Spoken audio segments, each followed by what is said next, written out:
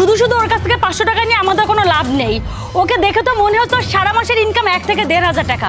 তুই একটা কাজ কর, পাশে চায়ের দোকান আছে, ওখানে 10 থেকে 15 টাকা দামে সমোসার সিঙ্গারা পাওয়া যায়, ওটা গিয়ে খা। শুধু শুধু এখানে দাঁড়িয়ে সময় নষ্ট করিস না, এতে তোর টাকাও বাঁচবে আর আমাদের সময়ও বাঁচবে। যা এখান থেকে। আপনারা কাজটা একদমই ঠিক করলেন না, এর ফল আপনাদের ভোগ করতে হবে। আরে যা বলছি এখান থেকে যা। কই থেকে যে এসব আসে? Wow, Superstar. Superstar. In a spotlight.